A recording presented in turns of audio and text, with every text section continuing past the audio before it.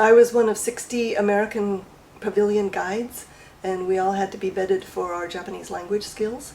There were 30 guys and 30 girls at the time, and half of the guys were Mormons because they spoke really good Japanese, because they have excellent ways of teaching Japanese on the hoof. You know, they pair up people, one older that has been there for a while and one younger, and they go around and they listen and write down everything that they hear. It was fantastic immersion, language training.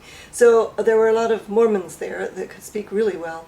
But it was 1969, 1970, and there were two problems with Expo, and my experience with that. First of all, I had a roommate during the training session who was married, and they hadn't restricted it to single people, but she was sent home because she was married.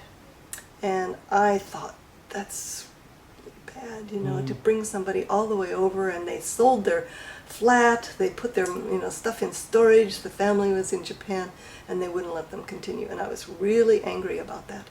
And the next thing is that we had one of the black guys there had an afro, very tame afro, mind you, it wasn't very long at all, and our head of the Expo was a guy named Chernoff. He was an old Navy commander, and he was made ambassador to head off the American Pavilion, team.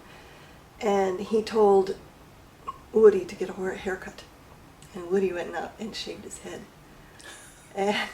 And he says, "But my father is," I forget what his father's name is, but he was a very well-known Hollywood actor in Hercules and this kind of movies and stuff.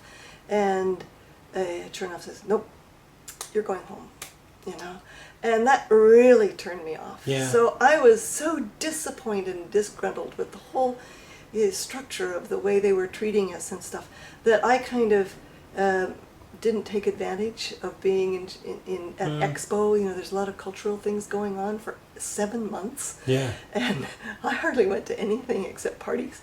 But I acquired a Japanese boyfriend, which was one of the best things I ever could have done for my language.